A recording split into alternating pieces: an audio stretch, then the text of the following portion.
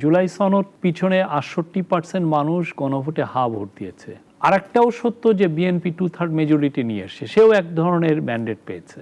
দুইটা পার্টি যথেষ্ট আন্তরিকতার সাথে ডিবেট করছে, ডায়ালগ করতেছে সংসদে, এবং আমি মনে করি এই সলিউশনটা সংসদেই হবে। প্রফেসর ইউনূসকে ওরা বলতে চেয়েছে যে উনি একজন বড় তালেবানদের লিডার, এগুলো, এবং নির্লজ্জভাবে এরা দিনের পর দিন এটা চালিয়েছে ইন্ডিয়ান প্রেস। এই যে বাশার আল আসাদ মস্কোতে গেছে, তো মস্কো অথরিটি রাশিয়া কি দিচ্ছে বাশার আল আসাদকে কোনো নিউজ পেপারের সাথে কথা বলতে? কেউ যে পালিয়ে যায় সে আসে না। হাসিনার পার্টি হিসাবে আপনাকে ট্রায়ালে নিচ্ছেন নাকি আওয়ামী লীগ তার কৃতকর্মের জন্য এই অবস্থা হয়েছে? 1971 বাংলাদেশের সবচাইতে glorious chapter of our history, এর চেয়ে বড় জিনিস তো আমাদের অর্জন নাই। স্বাগত জানাচ্ছি বলো না বলো অনুষ্ঠানে। আমাদের অনুষ্ঠানে আজকের অতিথি ডেইলি ওয়াদার সম্পাদক শফিকুল আলম। শফিক ভাই, আপনাকে স্বাগত জানাচ্ছি অনুষ্ঠানে। Thank you. শফিক ভাই, আপনি একটি আন্তর্জাতিক গণমাধ্যমের সাংবাদিকতা করছেন, এই বাংলাদেশে নিয়ে বহু রাজনীতি টালমাটাল দেখেছেন, তারপরে একটি সরকারের 18 মাস আপনি খুব কাছে থেকে দেখেছেন সরকার কিভাবে পরিচালিত হয়, দেশ কিভাবে পরিচালিত হয়। এখন আপনি আছেন সম্পাদকের দায়িত্বে, এবং এখন আরও একটা তৃতীয় নয়নে দেখার অনেক কিছু সুযোগ হয়েছে। আমি একটু প্রথমে থেকে বলি, প্রফেসর ইউনূসের 18 মাসের শাসনামল নিয়ে আরও নিশ্চয়ই দীর্ঘদিন চুলচেরা বিশ্লেষণ হবে, ভালো আছে মন্দ আছে সব কিছু মিলে আলোচনা বলে। যারা ইন্টারিম সরকারকে আনলো তারাও এখন ইন্টারিম সরকারকে দোষ দেয়, আবার যারা ক্ষমতায় আসলো তারাও ইন্টারিম সরকারকে দোষ দেয় অনেকগুলো ইস্যুতে। যেমন হাসনাত আবদুল্লাহরা যারা বলেছে যে সরকারের সবচেয়ে ইন্টারিম সরকারের কাছে লোক ছিল, তারাও বলে যে জুলাই সনদটাকে আপনারা কোনো কিছুই না করে চলে গেছেন, এবং যে কারণে জুলাই সনদ আজকে বাস্তবায়ন হচ্ছে না। আবার সরকার বলে জুলাই সনদ যেভাবে বাস্তবায়ন করার জন্য যে গণ আদেশ, যে ভোটটা হয়েছে, এটা অবৈধ, সংবিধান মোতাবেক আসে না। আজকে একটু পরিষ্কার করে বলবেন যে কেন এই অবস্থা তৈরি হলো? না, আমাদের তরফ থেকে ইন্টারিম গভর্নমেন্টের এখানে দোষটা কোথায়? হ্যাঁ, ইন্টারিম গভর্নমেন্ট একটা ইন্টারন্যাশনালি যে প্র্যাকটিস সেটাই তো করেছেন। ইন্টারিম গভর্নমেন্ট এখানে করেছেন কি যে তারা একটা ন্যাশনাল কনসেনসাস কমিশন করেছেন। ফার্স্টে ওনারা মেজর 6টা ইস্যুতে তারা কমিশন করেছেন। পুলিশের উপর কমিশন হয়েছে, কনস্টিটিউশনের উপর হয়েছে, অ্যান্টি করাপশন কমিশনের উপরে হয়েছে, অনেকগুলো, মোট সব মিলে 11টা, বাট কনস্টিটিউশনাল ইস্যু হচ্ছে 6টা। সেইটাগুলোকে নিয়ে তারপরে ন্যাশনাল কনসেনসাস কমিশন করা হয়েছে, এবং ওই কনসেনসাস কমিশনের প্রধান ছিলেন প্রফেসর ইউনূস, বাট যেটি ডে টু ডে কাজগুলো দেখেছেন হচ্ছে ডক্টর আলী রিয়াজ স্যার। তারা এই যে এটাকে যেটা করেছে ইন্টারন্যাশনাল যেটা প্র্যাকটিস, যেটা সমস্ত পলিটিক্যাল পার্টির সাথে এই আলাপটা হয়েছে, হওয়ার পরে একটা এগ্রিড একটা সবাই সাইন করেছেন, ডকুমেন্ট সাইন করেছেন, এবং এই ডকুমেন্টটাকে 4টা মেজর কোশ্চেনে এনে গণভোটে দেওয়া হয়েছে। গণভোটটা পাস হয়েছে এবং 68%-এ। এখন যদি এটা ফুললি যদি পলিটিক্যাল গভর্নমেন্ট এরা নিবে কি নেবে না, এটা তো তাদের ইস্যু। আমাদের গভর্নমেন্টের আমি এখানে কোনো একটা মানে ক্ষুদ্র কোনো সমস্যা আমি দেখি না, মানে তাদের যে কোনো ধরনের কোনো ফল্ট ছিল সেটা আমি দেখি না। তো আপনি অন্যান্য যে কোনো দেশ, 200টা তো দেশ আছে, এর বাইরে তাদের কার কি করার কথা ছিল? অন্যান্য দেশে যেটা অনেকে আছে যে মিলিটারি কু হয়, কু হলে কুয়ের যে হুন্তা লিডার সে নিজে তখন ইম্পোজ করে দেয় অনেক কিছু, সেটাও হয় না। এখানে পুরো জিনিসটা অসম্ভব একটা ডেমোক্রেটিক প্রসেসে হয়েছে, এবং যতদিন ওনারা বসছেন ফরেন সার্ভিস একাডেমিতে, প্রতিদিন প্রত্যেকটা পলিটিক্যাল পার্টি কি কি আলাপ হয়েছে সেগুলো কথা বলেছেন, এবং দিন শেষে এটার একটা সামারি সবাই পেয়েছেন এবং পুরো সেশনগুলো যেগুলো কোর্ট সেশন ছিল প্রত্যেকটা টিভিতে টেলিকাস্ট হয়েছে। এর চেয়ে ডেমোক্রেটিক ওয়েতে পৃথিবীতে কোনো পলিটিক্যাল আলাপ বা কোনো ডায়ালগ এত বড় রেঞ্জে হয়েছে কিনা আমার সন্দেহ, অনেস্টলি। এখন দায়িত্বটা কার? এখন দায়িত্বটা হচ্ছে আপনার এই পার্লামেন্টে এটাকে ইমপ্লিমেন্ট করা। এখন পার্লামেন্ট ইমপ্লিমেন্ট করবে কি করবে না, এটা ওনাদের যে ম্যান্ডেট, ওনারা সেইভাবে এটা দেখবেন।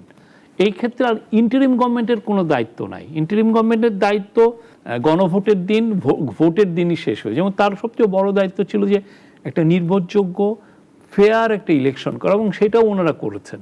পুরো পৃথিবীর যে কোনো মাপকাঠিতে এর চেয়ে ফেয়ার ইলেকশন খুব কমই হয়, তো সেটাও হয়েছে। এখন অপোজিশন পজিশন তারা যদি আমাদেরকে ব্লেম করেন, সেটা আসলে কিছু করার নাই। Thank you. আমি এই প্রশ্নের উত্তরটা আসলে এভাবে একটু ডিটেল চেয়েছিলাম। একটা বিষয় প্রশ্নটা উঠেছে কি, যারা এখন সংসদে আছে সবাই গণঅভ্যুত্থানের সাথে আন্দোলনে জড়িত ছিল, এতে কোনো অস্বীকার করার নেই। কারো একক ভূমিকা ছিল এটাকে বলাটা ঠিক ভুল হবে, কারণ আপনি নিজে মাঠে দেখেছেন কার কি ভূমিকা। সবাই বিএনপি ছিল, জামাত ছিল, স্টুডেন্টরা ছিল, বেসরকারি ইউনিভার্সিটি ছিল, শ্রমিক ছিল, মেহনতি মানুষ ছিল, অভিভাবকরা নেমে এসেছিল। এখন জিনিসটা হচ্ছে যে যারা বিরোধী জোটে আছে তারা মনে করছে, তারা বলতে চাচ্ছেন যে প্রফেসর ইউনূস তো আমাদেরকে এই আশ্বাস দিয়েছিলেন যে জুলাই সনদ বাস্তবায়ন হওয়ার পরেই তিনি একটি ফ্রি ফেয়ার ক্রেডিবল ইলেকশন করবেন, কিন্তু তিনি জুলাই সনদ বাস্তবায়ন করলেন না, কবে না করে চলে গেলেন ডিউ টু লন্ডন বৈঠক। এবং খুব ব্যঙ্গাত্মকভাবেই বলে যে লন্ডনে গিয়ে সিজদা দিয়ে, এবং সেই দিনই আমাদের জুলাইকে আকাঙ্ক্ষাটা তুলে দেওয়া হয়েছে। এবং সেই বৈঠকে আপনি এবং খলিলুর রহমান সাহেব ছিলেন। সেখানে একটু আপনাকে জিজ্ঞেস করছি, তাদের যে অভিযোগটা এবং যে তারা বলতে চায় যে ইন্টারিম সরকারের কেউ এই সরকারে থাকবে এটা তার ভাবতেও পারে না, এবং খলিলুর রহমান এই সরকারের পররাষ্ট্রমন্ত্রী হয়েছেন, বিডার চেয়ারম্যান এই সরকারের আমলে রয়ে গেছেন, ইন্টারিম সরকারের অ্যাটর্নি জেনারেল এই সরকারের আইনমন্ত্রী হয়েছেন। ফলে তারা খুবই বলতে চায় যে ইন্টারিম শেষ মুহূর্তে বিএনপিকে 2/3 মেজরিটি পাওয়ার জন্য সকল রকমের সুযোগ সুবিধা দিয়ে এবং তাদের আকাঙ্ক্ষাকে পদদলিত করেছে। এইটার বিষয়ে আপনি কি বলবেন? না, এটা প্রথম কথা হচ্ছে লন্ডন সফরটা মূলত হয়েছিল যে প্রফেসর ইউনূসকে কিং চার্লস একটা খুব সম্মানজনক একটা পুরস্কার দিলেন, তো সেটার জন্য এখানে এখন লন্ডনে যাচ্ছেন বাংলাদেশের সবচাইতে বড় পলিটিক্যাল পার্টির লিডার, উনি ওইখানে আছেন, তো তার সাথে কি দেখা করা হবে, করবে না? উনি ঢাকায় বসে জামাতের প্রধানের সাথে কয়েক দফা মিটিং করেছেন, এনসিপির সাথে মিটিং করেছেন, অন্যান্য পলিটিক্যাল পার্টির লিডাররা অহরহ ওনার এখানে এসে মিটিং করছেন। খালি একজন বাকি ছিল, সেটা হচ্ছে বিএনপির লিডারের সাথে মিটিং করা। তো এইটা তো যে কোনো দেশে যে কোনো রাষ্ট্র মানে গভর্নমেন্ট প্রধানেরই তো এটা দায়িত্ব যে ওই দেশের যে সবচেয়ে বড় পলিটিক্যাল পার্টির লিডার তার সাথে দেখা করবেন। এই দেখাটা আরো আগে হওয়া উচিত ছিল। যাক, যেহেতু লন্ডন সফরের মাধ্যমে এই অপরচুনিটি তৈরি হয়েছে, সেই জন্য এটা করেছেন। এবং এই আলাপ যেটা হয়েছে, সেই আলাপের তো আগে এই ঢাকায় তো এই আলাপ হয়েছে যে ইলেকশনটা কবে হবে, সেটারই একটা আলাপ ওইখানে, যে একটা আরো একটু সুগভীর আলাপটা হয়েছে। এটা এমন কোনো তো কিছু না, এমন না যে এখানে কোনো ওইখানে যে আমরা এতদিন সব বন্ধ ছিল, কোনো আলাপ হয় না, হঠাৎ করে যে ওইখানে নতুন আলাপ হচ্ছে, তা তো না। প্রফেসর ইউনূস যারাই গণ অভ্যুত্থানে যতগুলো পার্টি ছিল প্রত্যেকটা পার্টির লিডারের সাথে উনি মিটিং করেছেন কয়েক দফা, একমাত্র বাকি ছিলেন তারেক রহমান, তো তার সাথে মিটিং করেছেন। এখানে তো অন্যায় বা এটা একদমই ন্যায়সঙ্গত এবং খুব দরকারি মিটিং ছিল। কারণ আপনি পলিটিক্যাল যারা পার্টির অ্যাক্টর, তাদেরকে তো আপনি কনফিডেন্সে নেবেন, আপনি একটা সলিউশনে যাচ্ছেন, একটা পলিটিক্যাল সেটেলমেন্টে যাচ্ছেন, দেশে একটা পলিটিক্যাল ডায়ালগ হচ্ছে, একটা ইলেকশন আসবে, তো আপনার এই যে পলিটিক্যাল পার্টির লিডারদের এদেরকে আপনি কনফিডেন্সে নেবেন না, তাদের সাথে আপনি আস্থায় আনবেন না, তাদের সাথে কথা হবে না। আপনার সাথে যদি একটা দূরত্ব তৈরি হয়, ওই দূরত্ব রিলেটেড যে টেনশনগুলো এটা স্ট্রিটে এসে পড়ে। আরেকটা হলো ডক্টর খলিলের কথা বলেছেন, আমি ওনার সাথে কাজ করেছি, ওনার চেয়ে স্মার্ট লোক, স্মার্ট ডিপ্লোম্যাট বাংলাদেশে আদৌ আসছেন কিনা আমার সন্দেহ আছে। আমি ওনার সাথে কাজ করেছি, খুব নিবিড়ভাবে কাজ করেছি। না, আমি আপনাকে বলি, যদি এনসিপি ক্ষমতায় আসতো, ওরাও তখন ওনাকেই বলতো যে আপনি ফরেন মিনিস্টার থাকেন। এটা হলো উনি যে কাজটা খুব ভালো পারেন। তো বিএনপি দেখেছে যে আমাদের একটা টপ ডিপ্লোম্যাট দরকার, যে তাদের যে নতুন ফরেন পলিসি তারা আনতে চাচ্ছে সেটাকে সে বাস্তবায়ন করবে। তো তারা দেখেছে যে doctor Khalilur Rahman is a perfect candidate, তো ওনারা নিয়েছেন। আমেরিকায় অনেক সময় দেখবেন যে রিপাবলিকান একটা মিনিস্টার, তাকে ডেমোক্র্যাটরা রেখে দেয়, কারণ উনি খুব ভালো। রবার্ট গেটস ছিলেন, উনি ডিফেন্স মিনিস্টার ছিলেন রিপাবলিকানদের সময়ও, আবার ডেমোক্র্যাটদের সময়। তো এই জিনিসটা তো এমন, মানে আমি যদি দেশের জন্য একটা কোয়ালিফাইড একজনকে নেই, রেখে দেই, অসুবিধা কি? বিএনপির পরে যদি আবার নতুন আরেকটা গভর্নমেন্ট আসে, হ্যাঁ, তারাও যদি বলে যে আমরা ডক্টর খলিলকে আমাদের দরকার আছে আমার কন্টিনিউয়েশনের জন্য, দোষের কিছু না, দোষের কিছু না। এটা ইন্টারন্যাশনালি স্বীকৃত একটা প্র্যাকটিস। আপনি যে জয়শঙ্কর তো ইয়ের আমলেও তো কংগ্রেসের আমলে ফরেন ডিপ্লোম্যাট ছিলেন না, রাইট, উনি তো ফরেন সেক্রেটারি ছিলেন তো ওনাকে তো ওরা ফরেন মিনিস্টার বানিয়ে ফেলেছে। তো এগুলো মানে এটা হচ্ছে কি যে আপনার বোঝার আমার মনে হয় কিছু শর্টকামিংস আছে এই বিষয়টা। ডক্টর খলিল বা আশিক চৌধুরী এরা খুবই, আমি বলবো যে বাংলাদেশে ট্যালেন্টের খরা আছে, এরা ট্যালেন্টেড পিপল, এদের ট্যালেন্টেড পিপলদেরকে রেখে দিতে হয়। ছবি একটু জানতে ইচ্ছে করে, আপনার কাছে কি অফার ছিল না? না, আমি কারণ আপনি যেভাবে সরকারকে ডিফেন্ড করেছেন, না, আমার ইন্টারেস্ট ছিল না, আমি পলিটিক্যাল গভর্নমেন্টে কাজ করতে চাই নাই। আমার মনে হয়েছে যে আমি এই 18 মাস এখানে করলাম প্রফেসর ইউনূসের সাথে, একজন নোবেল লরিয়েট, তার সাথে, এটা আমার খুবই একটা প্রাউড মোমেন্ট। তা আমি এই জন্য আর পলিটিক্যাল গভর্নমেন্টে যেতে চাই না। আপনি যেমন বললেন, অবশ্যই ডক্টর খলিল রহমান দেখিয়ে দিলেন জাতিসংঘের যে সভাপতির যে পদে নির্বাচিত হলেন তিনি বাংলাদেশ থেকে, এটাও তো ওনার একটা অবশ্যই ক্যারিশমা, ওনার ইন্টারন্যাশনাল যোগাযোগ। বিডার চেয়ারম্যান হিসেবে আশিক যেভাবে তিনি কাজ করছেন এবং যত সুন্দর স্মার্টলি প্রেজেন্ট করেন বাংলাদেশকে, এটা অবশ্যই এক ধরনের পজিটিভ দিক। এরকম তো আরো কিছু ছিল যাদেরকে হঠাৎ বিএনপি আসার পরেই মানে সরিয়ে দিল, যেমন বাংলাদেশ ব্যাংকের গভর্নর মনসুর সাহেব কথা যদি বলি। না, ওনারা হয়তো, আমারও মনে হয়েছিল মনসুর সাহেবকে ওনারা রেখে দিবেন, কেন রাখলেন না সেটা জানি না। হয়তো বা একটা মানে সেন্ট্রাল ব্যাংকের গভর্নর তো খুবই ইম্পর্টেন্ট একটা পজিশন। আপনি যে পলিটিক্যাল ফিলোসফি আপনি যেটা বাস্তবায়ন করবেন সেটার তো ইকোনমিক পলিসিও এখানে জড়িত, তার একটা বড় সিগনিফিকেন্ট পার্ট হচ্ছে সেন্ট্রাল ব্যাংকের সাথে নিয়ে। অ্যান্ড সেন্ট্রাল ব্যাংকের মনিটারি পলিসিটা আসলে কি হবে, এই ডিসিশনটা অনেক সময় পলিটিক্যাল ডিসিশন। তো আপনার যদি সেন্ট্রাল ব্যাংকের গভর্নর যদি আপনার সাথের লোক থাকে তাহলে আপনার সাথে বোঝাপড়াটা ভালো হয়। কারণ আপনি একটা পলিসি নিলেন, আপনি চাচ্ছেন ইন্টারেস্ট রেটকে কমাতে, অ্যান্ড সেন্ট্রাল ব্যাংকের গভর্নর যদি বলেন যে না, আমি এটা কমাতে দিব না, আমার মনে হচ্ছে যে এটা ঠিক হবে না, তো অনেক ক্ষেত্রে তো সেটা পলিটিক্যাল পার্টিগুলো এটা নিতে পারে না। তো সেটা আমি এটা মানে উনি হি ওয়াজ কোয়ালিফাইড, খুবই ব্রিলিয়ান্ট একজন সেন্ট্রাল ব্যাংকার, কিন্তু বিএনপি হয়তো বা মনে করেছে যে না, আমার যে ইকোনমিক পলিসি এটা আমি যদি ইমপ্লিমেন্ট করতে চাই, আমি যে মনিটারি পলিসিতে বিশ্বাস করি, বা আমি ইনফ্লেশনকে যেভাবে ম্যানেজ করব বা অর্থ ব্যবস্থাকে যেভাবে চালাবো, সেই ক্ষেত্রে আমার নিজস্ব লোক সেন্ট্রাল ব্যাংকে লাগবে। তো সেই জন্য তারা তাদের লোককে নিয়ে এসছে। এটা আমি আমার লোকে, আপনি যেমন এই টিভিতে যিনি এই টিভির যিনি সিইও কে হবেন, তো ওনার তো অবশ্যই তার লোকটাকে রাখবেন, সে তো অন্য আরেকজনকে রাখবে না। এতগুলো প্রাণের বলিদান, এত হাজার হাজার মানুষের পঙ্গুত্ব বরণ, এত সম্পদের ক্ষয়ক্ষতি, তারপরে মানুষ মানে এটা তো একটা ঝড়, একটা ঝড়ে ধ্বংস হবে স্বাভাবিক, আবার আমাদের পুনর্গঠন করতে হবে। তো পুনর্গঠন করার জন্য একটা গণতান্ত্রিক একটা সরকার আসলো।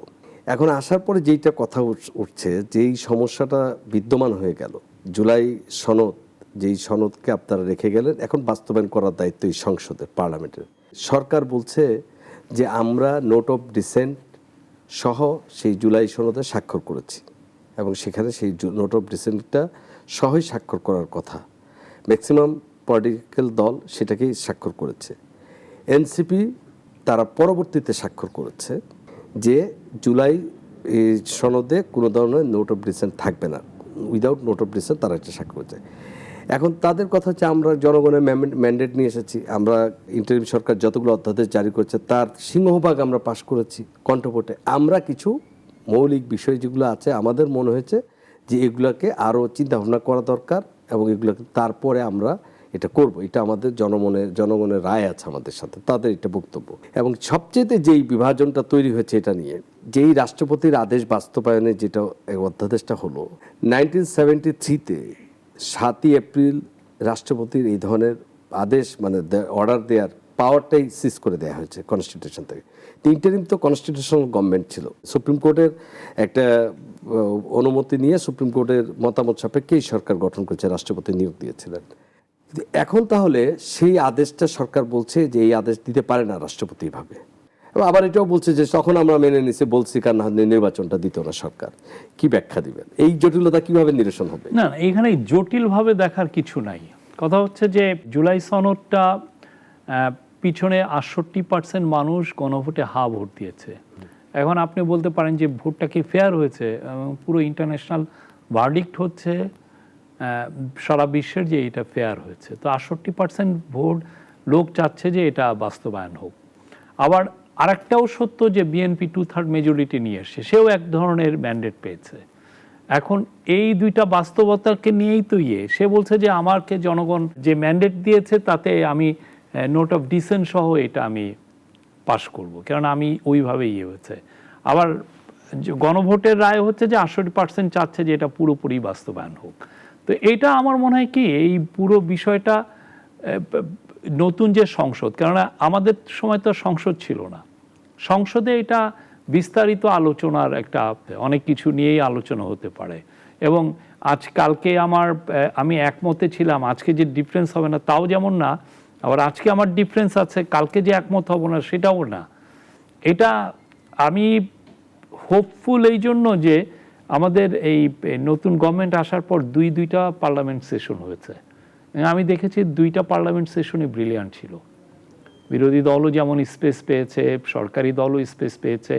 সরকারি দলের নেতা প্রধানমন্ত্রী তারেক রহমান এবং বিরোধী দলের নেতা শফিকুর রহমান এবং নাহিদ ইসলাম, তারা অনেক সময় দিয়েছেন পার্লামেন্টে।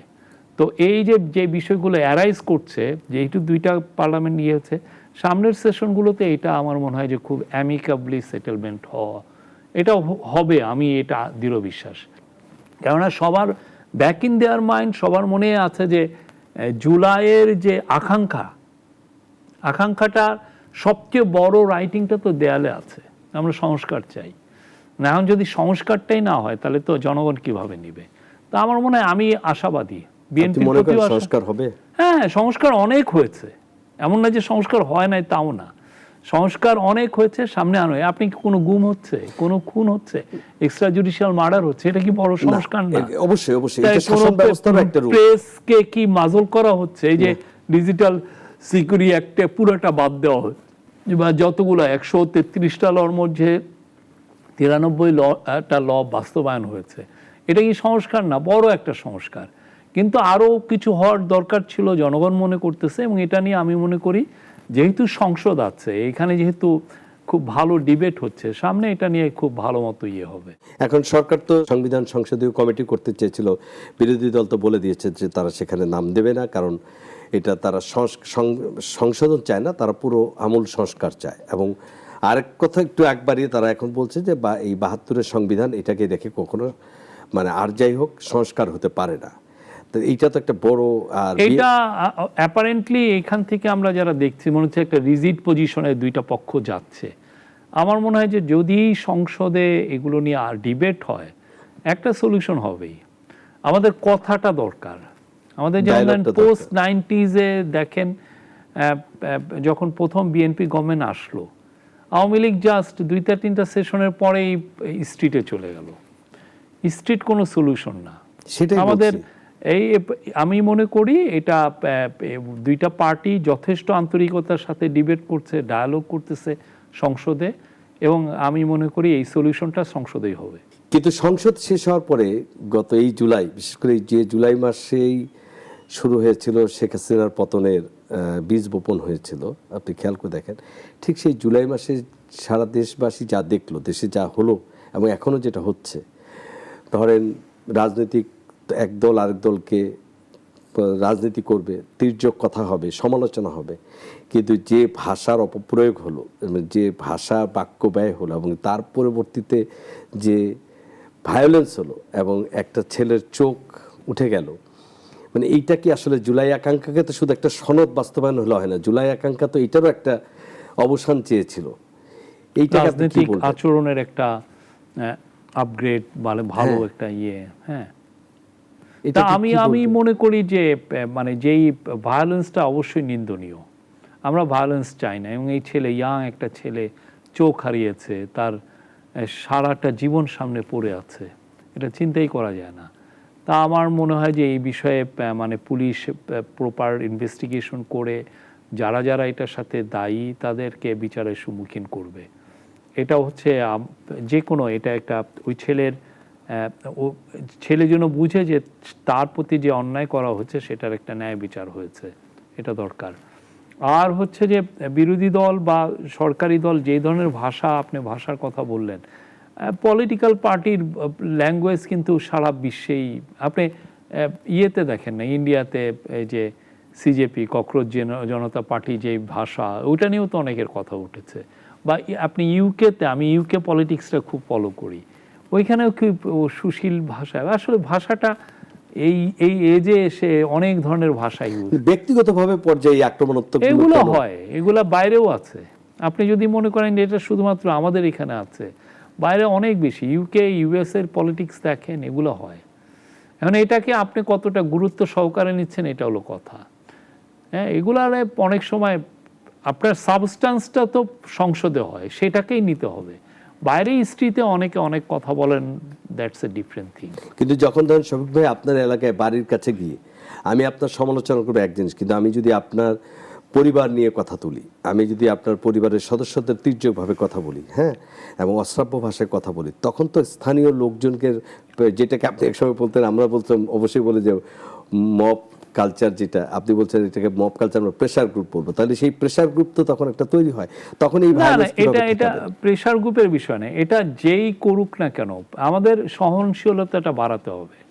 এমন কথা, পলিটিক্যাল যে কথা বলছে সে তো বলে যে এটা আমার ফ্রিডম অফ স্পিচ, ঠিক না? আপনি ফ্রিডম অফ স্পিচের আপনি রেসপন্সটাও আপনি ভায়োলেন্স দিয়ে হবে না, তখন আপনি কাউন্টার আরও খারাপ ভাষায় ব্যবহার করতে পারেন তাকে, তার এগেনস্টে।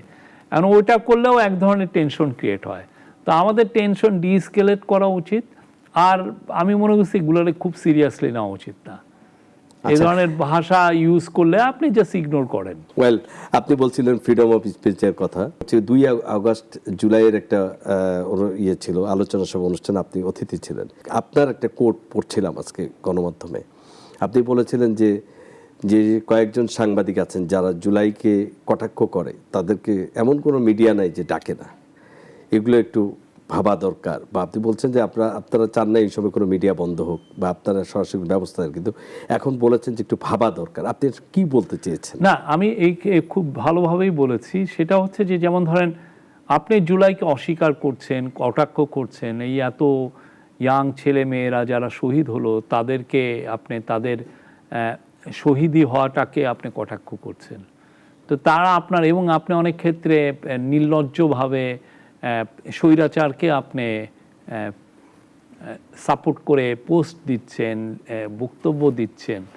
এই যে আপনার এটা রাইট আছে, নো ডাউট অ্যাবাউট ইট, কিন্তু ওইটা করতে যে আপনি মিথ্যা কথা বলছেন, ইয়ে করছেন আপনি, কিন্তু আপনি শহীদদের কটাক্ষ করার তো রাইট নাই।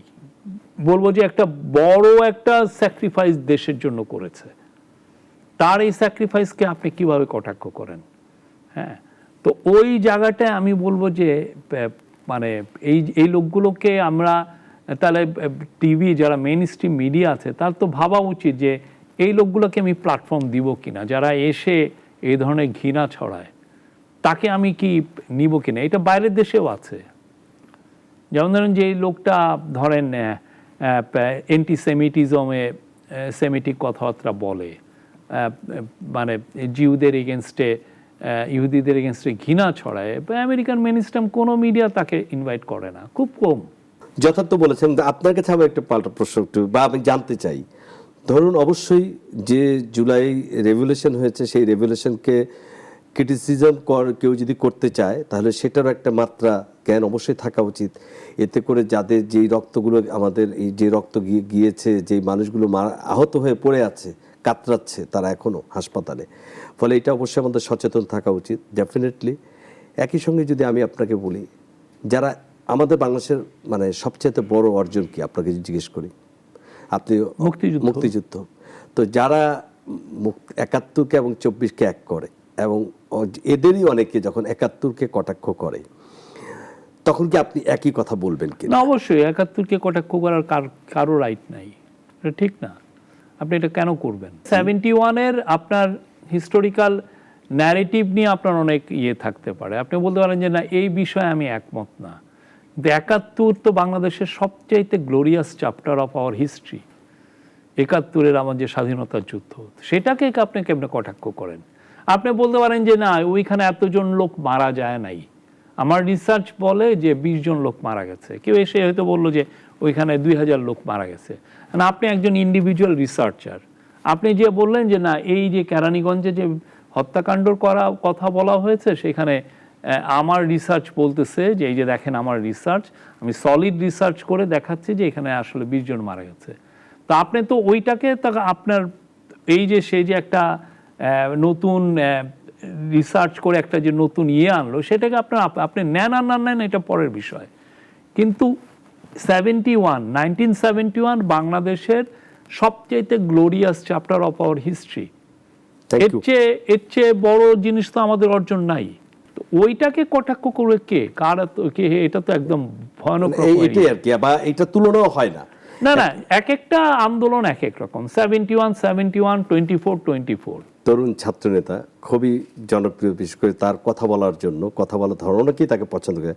হাসান আব্দুল্লাহ বলেছেন এই সরকারটা সরকারে নেই, অর্ধেক হচ্ছে আওয়ামী লীগের লোক আছে, অর্ধেক হচ্ছে এখানে ভারতীয় একটা এজেন্ট আছে, অর্ধেক এসালমের লোক রয়েছে, এবং যে কারণে আসলে জুলাই কখনোই তার যেই লক্ষ্য ছিল সে পূরণ হচ্ছে না। একজন সম্পাদক, একজন গণমাধ্যম কর্মী হিসেবে আসলে আমি এটা নিয়ে কমেন্ট করতে চাই না, কিন্তু এটা দুইটা পলিটিক্যাল পার্টি, ওরা অপোজিশনে আছেন, এরা গভর্নমেন্টে আছেন, তারা এগুলো কথাবার্তা, এটা যে কোনো ডেমোক্রেসিতে এটা হয়, এ ওকে বলছে ও ওকে বলছে, এখানে আমার আসলে কিছু আপনাকে জিজ্ঞেস করি, আপনি একটা সরকারের খুব কঠিন সময়ে যে 18 মাস আপনি দেখেছেন, যখন ধরেন মাননীয় স্বরাষ্ট্রমন্ত্রী তিনি বলেন যে নির্বাচনের আগে একদল ছিল যমুনার কিনারে, আরেক দল ছিল তাদের মধ্যে যমুনার অন্তরে, আমরা ছিলাম যমুনার বাইরে।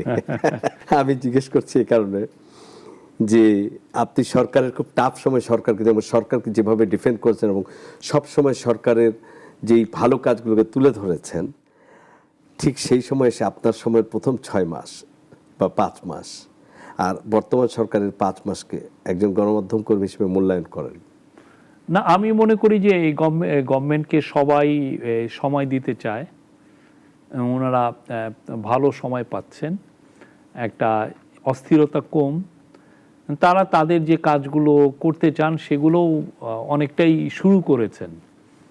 ফিনিশিং তো পরের বিষয়, বাট তারা যেমন অনেকগুলো কার্ড ওনারা দিয়েছেন, হ্যাঁ, কিছু কিছু জায়গায় নতুন থিঙ্কিং ওরা এনেছেন, একটা ভালো একটা বাজেট দিয়েছেন, সেখানে বাজেটে অনেক সরকারি কর্মচারীদের বেতন সহ অনেক কিছু নতুন নতুন এসছে। চ্যালেঞ্জটা তো অনেক, কেননা সত্যিকার অর্থে শেখ হাসিনা যেই ভয়ানক রকমের একটা ইকোনমিক ধ্বংসের মুখে রেখে গিয়েছিল ইকোনমিকে, সেই জায়গায় আমাদের 18 মাসে একটু আমরা যেটা বলে যে ড্যামেজটাকে রিপেয়ার করা হয়েছিল, এই কাজটা এখন এই দায়িত্বটা কিছুটা এই গভর্নমেন্টের উপর হয়েছে। তো তারা কাজের কন্টিনিউশন করে নিচ্ছেন, এটা চ্যালেঞ্জটা অনেক হাই। আপনি একটা ইকোনমিতে 15 বছর 15.5 বছর ধরে কন্টিনিউয়াস এটাকে চুরি চামারি হচ্ছে, কিছু তো নাই, সেই জায়গায় নতুন করে শুরু করা। তো ফলে আমি মনে করি যে এই গভর্নমেন্ট 5.5 মাসে সোফার খুব যে মেজর কোনো মিস স্টেপ নিয়েছে আমি দেখি না। তারা তাদের কাজগুলো করছে, বাট কাজগুলো আমার পয়েন্ট অফ ভিউ থেকে মনে হচ্ছে এটা আরও বিস্তৃতভাবে জানানোর একটা অবকাশ ছিল, আমরা কোথায় কোথায় কাজ করছি, কী করছি, নিয়মিত প্রেস ব্রিফিং হলে বেটার হতো, এটা আমার মানুষের প্রতিক্রিয়া কি? আপনি তো প্রায় ঢাকার বাইরে যান, আপনি তো মানুষের সাথে কথা বলেন, আমি দেখি চায়ের টঙে বসে চা খান, সাধারণ মানুষের কাছে নদীতে ঘোরেন, প্রকৃতি দেখেন, মানুষের সাথে কথা বলেন, মানুষের প্রতিক্রিয়া কেমন? আমি যে ওই সরকারের মানে রেকর্ড শিট ওইখানে নেই না, আমি সরকারি কোনো বিষয়ে আলাপও করি না। জনগণের মানুষ বরঞ্চ আমরা কি করেছিলাম সেটা জিজ্ঞেস করে। আমি আর একটা গভর্নমেন্ট, এই গভর্নমেন্ট কি, এই আলাপটা ওইখানে হয়ই না। যাই যে ওই এলাকার কি কেমন চলতেছে, কি অবস্থা, আমার পুরো বাংলাদেশের প্রতি অলিগলিতেই যাইতে ইচ্ছা করে, আমার ইভেন বিদেশ যাওয়া কোনোদিন জানতে ইচ্ছে করে। সুখ ভাই, এরকম একটা এই যে 8 আগস্টে প্রফেসর ইউনূস সাহেব দায়িত্ব নেওয়ার পরে তারপরে আপনি যখন যুক্ত হলেন, মানে উনি কিভাবে আসলে দেশটা চালিয়েছেন আপনার কাছে কি মনে হয়? না, উনি তো খুব টেনশনে থাকতেন। আজকে একটু জিজ্ঞেস করি যে আপনারা কি? না, উনি টেনশন, ওনার মধ্যে টেনশন কাজ করতো না। উনি প্রতিদিন রাস্তায় আন্দোলন, এটা 2200 মতো আন্দোলন হয়েছে, উনি এটাকে পবিত্র দায়িত্ব হিসাবে নিয়েছেন। উনি বললেন যে আমাদের দায়িত্ব হচ্ছে আমাদের সর্বোচ্চটুকু দেওয়া, বাকিটুকু উপরওয়ালা দেখবে, বা বাকিটুকু আমার তো অনেক কিছুর উপরে তো আমার কন্ট্রোল নাই। আমি আমার সর্বোচ্চটুকু, আপনি আপনার সর্বোচ্চটুকু দিয়েও অনেক সময় দেখছেন যে না, আপনি ডিজায়ার্ড রেজাল্টটা পেলেন না, হয় না? তো আমাদের ওনার ফোকাস ছিল যে আমাদের সর্বোচ্চটুকু দেওয়া, যাতে জুলাইয়ের যে অ্যাসপিরেশন তৈরি হয়েছে, আকাঙ্ক্ষা তৈরি হয়েছে, সেটার জন্য আমরা বাস্তবায়ন করতে পারি। কি করেছি কি করে নাই সেটা জনগণ বিচার করবে। বাট ওনার আমি দেখেছি উনি খুব সকাল থেকে রাত 12টা 1টা 2টা, আমি 2টা 3টা পর্যন্ত ওনার সাথে কাজ করেছি। ওনার আচ্ছা, প্রচন্ড কর্মঠ ছিলেন, প্রচন্ড দেশপ্রেমিক ছিলেন। আচ্ছা, আপনার কাছে একটু কয়েকটা বিষয় একটু জিজ্ঞেস করে জানতে চাই। এখনো মানুষের যে আগ্রহ আছে, যারা উপদেষ্টা ছিলেন তারা এই নির্বাচনের পরে এক একজনের সাক্ষাৎকারে বলেছেন যে 2-3 জন মোটামুটি সিমিলারিটি যে একটা কিচেন ক্যাবিনেট হতো, মানে এটা কেন উনি করেছিলেন? আলাদা করে প্রতি মঙ্গলবার নির্দিষ্ট কয়েকজনকে নিয়ে বসতেন, যারা অন্য উপদেষ্টার এটা মানে তারা কিছুই জানতেন না, এরকম একটা কিচেন ক্যাবিনেট ছিল এটা না, মাঝে মধ্যে তো ইনফর্মাল আলাপ হতেই পারে। বর্তমান প্রাইম মিনিস্টার কি ইনফর্মাল কিছু এর সাথে আলাপ করেন না? এটা সব সময় তো প্রত্যেকটা দেশেই আছে। আপনার যদি ক্যাবিনেটের সাইজ 60-70 হয়, আপনি কি সবার সাথে আলাপ করতে পারেন? সম্ভব? এটা কি তার মানে এরকম ছিল উনি ওনার বিশ্বস্ত বা আস্থাবানদের নিয়ে বসতেন? না, যেমন কোনো হয়তো বা এমন একটা ইস্যু এরাইজ করলো, সেই ইস্যুর সাথে এই কয়টা মিনিস্ট্রি অনেক ক্ষেত্রে জড়িত, তাদেরকে ডাকলেন, এরকম তো হয়েছে। এখানে কোনো গ্রুপিং ছিল না, গ্রুপিং ছিল না। আর এবং আমি বলবো যে ক্যাবিনেটে যে মিটিংটা হতো প্রতি সপ্তাহে তো হয়েছে, খুবই প্রাণবন্ত মিটিং। আমরা এই ক্যাবিনেটের মেম্বারদের মধ্যে একটা এই ধারণাটা প্রচণ্ডভাবে ছিল যে যেহেতু সংসদ নেই, যদি ডিবেট একটা বিষয়, একটা নতুন ল হতে যাচ্ছে, এই লটা চুলচেরা বিশ্লেষণ করার দায়িত্ব এখন তাদের, ঠিক না? আগে এটা কি হয়, ল করতে গেলে ক্যাবিনেট এই সংসদে আলোচনা হয়, অনেক সময় সংসদীয় কমিটিতে এটা আলোচনা হয়, একটা অনেক ধরনের ডিবেটের মাধ্যমে এসে তারপর এটা পাস হয়। তো ওইখানে তো আপনার তো সংসদ নাই, কোনো পলিটিক্যাল পার্টিসিপেশন নেই, তো ফলে একটা ল চুলচেরা বিশ্লেষণ করে প্রচুর আলোচনা হতো, মানে ফলে ক্যাবিনেট মিটিং গুলো অনেক 4 ঘন্টা 5 ঘন্টা লম্বা মিটিং হতো। না, তাহলে আইন উপদেষ্টা, তৎকালীন আইন উপদেষ্টা কেন বললেন যখন সর্বশেষ যে নির্বাচন আগে 3 দিন আগে যে আমেরিকার সাথে আমাদের বাণিজ্য চুক্তিটা হলো একটা, সেটা ওনাকে একদম ডার্কে রাখা হয়েছিল, উনি কিছুই জানতেন না? না, এটা ডার্কে রাখার বিষয় না, এটা তো ওনার এরিয়া না। কিন্তু কোনো ভ্যাটিং এর জন্য ভ্যাটিং এ হইলেও এটা তো সত্যিকার অর্থে একটা ট্রেড লটা, এটা সবসময় তো এটা বাংলাদেশের ফরেন মিনিস্ট্রি আর এটা কমার্স মিনিস্ট্রি দেখে। ওইখানে ফাইনাল একটা ডকুমেন্ট যায় যে এটা আমরা এগ্রি করছি, আপনি দেখেন বাংলাদেশের এক্সিস্টিং কোনো লর সাথে এটা কনফ্লিক্ট করছে কিনা, এইটা একটু দেখতে হয়। এছাড়া তো আর এমন কিছু না, পুরো জিনিসটাই তো এটা বাংলাদেশে হিস্টোরিক্যালি ট্রেড রিলেটেড জিনিস কমার্স দেখে আর ফরেন দেখে, এবং যেই দেশের সাথে হয় সেই দেশের এম্বাসিতে এটা এম্বাসির লোকরা দেখে, এটাই নিয়ম। একটু জানতে ইচ্ছে করে যে আপনাদের সময়েই তখন হঠাৎ করে বঙ্গভবনের থেকে তৎকালীন রাষ্ট্রপতি শাহাবুদ্দিন চুপ্পু সাহেবকে অপসারণের একটা বড় একটা দাবি উঠেছিল এনসিপি, জামাত সহ কিছু সমমনা দলের, এবং তখনকার ক্যাবিনেট একটা সিদ্ধান্তও নিল যে তারা মোটামুটি ফাইনাল হয়ে গেল। কিন্তু শাহাবুদ্দিন সাহেবকে সে সময় আপনারা অপসারণ করতে পারলেন না।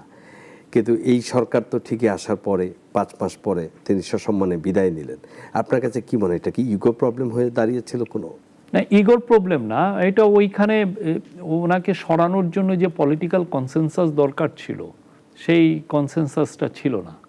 একটা তো সবার কাছে এইটা সবাই নিশ্চিত ছিলেন যে উনি হচ্ছেন হাসিনার একটা স্বৈরাচারের একটা বড় দোসর। হ্যাঁ, এটা খুবই লজ্জার বিষয় যে হাসিনার একজন দোসরকে আমরা বাংলাদেশের রাষ্ট্রের সর্বোচ্চ পজিশনে রেখে দিয়েছি। এটা সবাই, এটা পলিটিক্যাল পার্টির এরাও বুঝেছেন, আমাদের ক্যাবিনেট মেম্বাররাও বুঝেছেন। কিন্তু কথা হচ্ছে ওনাকে সরানোর বিষয় যখন মানে সবাই মিলে যখন আলোচনা, বা আমি যেটুকু বুঝেছি আমার এখন থেকে, সেটা হচ্ছে যে ওই কনসেনসাসটা আসে নাই। পলিটিক্যাল আমি পলিটিক্যাল কনসেনসাসের জায়গায় আমি বলবো যে পলিটিক্যাল কনসেনসাসটা আসে নাই, ফলে ওইটা থমকে যায় আর কি। প্রফেসর ইউনূসের তো বিশ্বব্যাপী ওনার একটা যোগাযোগ, তো উনি চাইলে ফ্রান্সের প্রেসিডেন্টের সাথে কথা বলতে পারেন, উনি আমেরিকার কংগ্রেসম্যানদের সাথে কথা বলতে পারতেন তার ব্যক্তিগত যোগাযোগের কারণে এবং দীর্ঘ বর্ণাঢ্য তার যে জীবনে তার চলাফেরা সব জায়গায়। আমি একটু জিজ্ঞেস করি, ভারতের সাথে আসলে কোন পর্যায়ে পর্যন্ত আপনার সম্পর্কটা স্বাভাবিক করতে গিয়ে স্বাভাবিক হলো না, বরং আরো তলা নিতে গেল? ইন্ডিয়ার সাথে আমাদের ট্রেডের রিলেশনটাতে খুব কি ব্যাহত হয়েছে? হয় নাই। ইন্ডিয়া যেটা করেছে যে ওরা ট্রান্সশিপমেন্ট যেটা এগ্রিমেন্টটা সেটা সাসপেন্ড করেছিল, এবং যার ফলে আমাদের গার্মেন্টসের হাই এন্ড প্রোডাক্টের এক্সপোর্টটা এফেক্টেড হয়েছে। আর যেটা করেছে যে ওরা ভিসাটা বন্ধ করে দিয়েছে। তো এই ছাড়া ওদের সাথে এমনি ট্রেডের যে আমি তার সাথে যে ট্রেড করতেছি সেগুলো তো চলছিলই। অন্যান্য দিক দিয়ে আমরা যেটা সবচেয়ে অবাক হয়েছে সেটা হচ্ছে ইন্ডিয়ান প্রেস ভয়ানকভাবে হোস্টাইল ছিল বাংলাদেশের প্রতি। বাংলাদেশের যে একটা অভূতপূর্ব একটা আন্দোলন হলো, একটা রেভলিউশন হলো, এটাকে ওরা দেখাতে চেয়েছে এখানে একটা ইসলামিস্ট জঙ্গিদের অভ্যুত্থান হয়েছে। প্রফেসর ইউনূসকে ওরা বলতে চেয়েছে যে উনি একজন বড় তালেবানদের লিডার, এগুলো, এবং নির্লজ্জভাবে এরা দিনের পর দিন এটা চালিয়েছে ইন্ডিয়ান প্রেস। থাইল্যান্ডে যখন বৈঠকটা হলো নরেন্দ্র মোদী এবং আমাদের প্রফেসর ইউনূস সাহেবের মধ্যে, তখন কি মানে যতটুকু সময় আলোচনা ছিল শেখ হাসিনার বিষয়টা যেভাবে আপনারা তাকে প্রত্যাবর্তনের জন্য যেভাবে করছেন, আপনারা কি আসলে মনে করেছিলেন যে ভারতীয় সরকার এই আহ্বানে সাড়া দিবে বা দুই নেতার বৈঠকের পরে একটা স্বাভাবিকতা চলে আসবে? না, এটা সাড়া দিবে কি না দিবে, আমাদের তো এটা দায়িত্ব তার এক্সট্রাডিশনটা চাওয়া। সেই দায়িত্বটা সুচারুভাবে সম্পন্ন করা হয়েছে, এবং উনি ওইখান থেকে অনেক ধরনের স্পিচ দিচ্ছিলেন তার এই যে সোশ্যাল মিডিয়া ইউজ করে, বিভিন্ন তার যে পার্টির অনুসারীদেরকে বাংলাদেশকে ভয়ঙ্কর রকমের ভাবে অ্যাটাক করে। তো সেটার ব্যাপারেও এই ইস্যুটাও ওই বৈঠকে নরেন্দ্র মোদীর কাছে তুলানো হয়, এটা রেজ করা হয়। তো আমাদের তরফ থেকে তার এক্সট্রাডিশনটা একটা খুব টপ প্রায়োরিটি ছিল, সেটা এই গভর্নমেন্ট সুচারুভাবে, উনি পাঠাবে কি পাঠাবে না তো ইন্ডিয়ান গভর্নমেন্টের বিষয়। বাট যেহেতু তাদের সাথে আমাদের এক্সট্রাডিশন ট্রিটি আছে, আমরা এই কাজটা যতদূর তাড়াতাড়ি সম্ভব এটা কাজটা করা হয়েছে। আপনাদের সময় তৎকালীন যে পররাষ্ট্র উপদেষ্টা ছিলেন তহিদ সাহেব, তিনি তার এক সাক্ষাৎকারে বলেছেন আগামী নির্বাচনে আওয়ামী লীগ অংশ নিতে পারবে। আবার ভারতীয় সংসদে ভারতে যে প্রতিবেদন দাখিল হলো সেখানে বলা হয়েছে শেখ হাসিনাকে ভারতে রেখে রাজনীতি করার কোনো সুযোগ দেওয়া হচ্ছে না বা হবে না। কিন্তু আমরা দেখছি ইন্ডিয়া টুডে বা আরও কয়েকটা গণমাধ্যমে দেখলাম 5ই অগাস্টে শেখ হাসিনা ফরেন্স যে করেসপন্ডেন্ট ক্লাবে তিনি অডিও বক্তব্য দেবেন সরাসরি। আপনার কাছে কি মনে হচ্ছে, এবং তিনি দেশে ফিরতে চেয়েছেন, আপনার চিন্তা ধারণা কি বা আপনার কি মনে হয় আদৌ শেখ হাসিনাকে আসলে দেশে ফিরবে? এবং যে কর্মকাণ্ডগুলো হচ্ছে ভারতে বসে সেইটাকে আসলে ভারতকে মুখে মুখে বলছে নাকি আসলে ভারত শেখ হাসিনা এটা বন্ধ করছে, কোনটা? না, যদি বন্ধই করতো তাহলে তো সে কথাই বলতো না। একদিকে তো সে পার্লামেন্টে যে বক্তব্য হলো যে তারা বাংলাদেশ বিরোধী কিছু করতে দিচ্ছে না, বা একটা পার্লামেন্টে একটা দিল না, বিবৃতি দিল, কিন্তু দেখা যাচ্ছে যে তাকে আবার অ্যালাউ করা হচ্ছে রয়টারের সাথে সরাসরি ইন্টারভিউ দিতে, এএফপির সাথে সরাসরি। তাহলে এবং ওই ইন্টারভিউগুলো উনি দিচ্ছেনই এই বাংলাদেশের পরিস্থিতিকে আরো ঘোলাটে করার জন্য। এখন একটা লোক কনভিক্টেড ক্রিমিনাল, ডেথ পেনাল্টি হয়েছে, যার বিষয়ে ইউএন একদম নিউট্রাল একটা ইনভেস্টিগেশন করে বলেছে, ফ্যাক্ট ফাইন্ডিং মিশন করে বলেছে যে তার সরাসরি এটা অর্ডারে এই কিলিংগুলো হয়েছে, হ্যাঁ, এবং তার পার্টির লোকরা এটার সাথে জড়িত, এবং তারা কোলাবোরেট করেছে সিকিউরিটি ফোর্সের সাথে তার পার্টির লোকগুলো এই কিলিংয়ে। তখন আপনি কিভাবে দেন? এই যে বাশার আল আসাদ মস্কোতে গেছে, তো মস্কো অথরিটি, রাশিয়া কি দিচ্ছে বাশার আল আসাদকে কোনো নিউজ পেপারের সাথে কথা বলতে, কোনো মিডিয়ার সাথে সে কথা বলতে? ইন্ডিয়া কেন করছে তাহলে এটা চিন্তার একটা বড় খোরাক। ইন্ডিয়া কেন করছে, এবং এতে দিয়ে ইন্ডিয়ার আসলে লাভটাই বা কি এটা করে? হাসিনা কি বাংলাদেশে ফিরতে পারবে? আমার তো মনে হয় না। মনে করেন না, তার আসা উচিত, তাকে নিয়ে আসা উচিত, নিয়ে এসে তার যে ফাঁসির যে রায় হয়েছে সেটা কার্যকর করা উচিত। অবশ্যই বাংলাদেশের এই পজিশনটা থাকা উচিত যে তার একটা এত নিরীহ ছেলে মেয়েদের, ছোট ছোট বাচ্চাদেরকে সে খুন করেছে, এই খুনের দায় তো তাকে নিতে হবে, নিয়ে তাকে তার যেটা প্রাপ্য সেই ন্যায় বিচারটা করতে হবে। তার ফাঁসির রায় হয়েছে, তাহলে ফাঁসির রায় হলে ফাঁসি হয়ে যাবে। এটার জন্য যতটা ডিপ্লোম্যাটিক এফোর্ট দেওয়া যায় দেওয়া উচিত, কিন্তু আমার বিশ্বাস হয় না সে আসবে বা ভারত তাকে দিবে। না, সেটা তাদের বিষয়, বাট আমার মনে হয় না সে, তার ওই ইয়েটা নাই, কেউ যে পালিয়ে যায় সে আসে না। তাহলে ওনার বক্তব্য কি শুধু তার দলকে নেতাকর্মীদের টিকিয়ে রাখার জন্য? জানি না, সে একটা ডিলিউশনে ভুগতেছে মনে হয়। শেখ হাসিনার প্রসঙ্গ কি হবে এটা আমরা জানি না, উনি আসবেন কি আসবেন না সময় বলে দিবে, তার ভাগ্য আকাশে কি লেখা আছে সৃষ্টিকর্তা জানেন, সবকিছুর পরে তো উনি উপরওয়ালা। কিন্তু আওয়ামী লীগ কি আসলে আর রাজনীতিতে ফিরতে পারবে কিনা? তৌহিদ হোসেন যখন বলেন যে আগামী নির্বাচনে আওয়ামী লীগ অংশ নিতে পারবে, তো তার একটা বিশ্বাস বা তার মনে হয়, আপনার কি মনে হয়? না, আমার বিশ্বাস হয় না, কেননা তার বিষয়েও তো ইউএনের রিপোর্টে স্পষ্ট লেখা আছে। আপনি যদি ওই এক্সিকিউটিভ সামারিটাও পড়েন 2 পাতার, ওইখানেও লেখা আছে যে আওয়ামী লীগ শুধুমাত্র, তো এখানে প্রশ্নটা হচ্ছে যে আওয়ামী লীগ হাসিনার পার্টি হিসাবে আপনাকে ট্রায়ালে নিচ্ছেন, নাকি আওয়ামী লীগ তার কৃতকর্মের জন্য এই অবস্থা হয়েছে। আওয়ামী লীগের তো পুরো 16টা বছর তারা পলিটিক্স করে নেই, তারা পুলিশের রোল পালন করেছে, তারা জনগণের বিরুদ্ধে দাঁড়িয়েছে, খুন করেছে, গুম করেছে, সব কিছুতেই আওয়ামী লীগ জড়িত ছিল। তা আপনি যদি পলিটিক্যাল পার্টি হতেন তাহলে তো তার বিচারের কথা সে তখন চিন্তা করতো, আমি যদি পলিটিক্যাল পার্টি হই আমি কেন ভায়োলেন্সে যাব, ঠিক না? এটা পুলিশের কাজ, পুলিশ করুক, পুলিশ যদি ক্রাউড কন্ট্রোল করতে তার, কিন্তু সেইটা তো আওয়ামী লীগ এটা করে নাই। তো আওয়ামী লীগ পুরোপুরি পুলিশের সাথে কোলাবোরেট করেছে। আপনি দেখেন ওইখানে লেখা আছে ইউএন রিপোর্টে যে কোলাবোরেট করেছে, এবং ডাইরেক্টলি এই যে অনেক কিলিংয়ে সে জড়িত। এই যে ফাইয়াজ মারা গেছে কার গুলিতে? ফারহান ফাইয়াজ না, মারা তো গেছে, এটা তো অস্বীকার করব না। তাহলে এই যে, এবং সাকিব আল হাসান বড় বড়, তার বাবাই তো ভায়োলেন্সে জড়িত ছিল। তো এই পার্টিকে আপনি কিভাবে দিবেন? একটা পার্টি যদি ভায়োলেন্সে জড়িত হয়ে যায়, একটা পলিটিক্যাল পার্টির অ্যাক্টিভিটিস অলওয়েজ নন ভায়োলেন্ট হতে হবে। আপনি ভায়োলেন্সের কোনো সুযোগই নেই এখানে, মিনিমামও সুযোগ নাই। এখানে আপনি যে বক্সিং মারবেন বা ইয়ে করেন ওইটারও সুযোগ নাই, হলে আপনাকে ক্রিমিনাল অফেন্স ফেস করতে হবে। না, আপনি এই পুরোটা আপনি খুনে জড়িত হয়ে গেছেন, তাহলে তার কেমনে পলিটিক্যাল ভবিষ্যৎ হয় আমি জানি না। I don't think that Awami League has a future.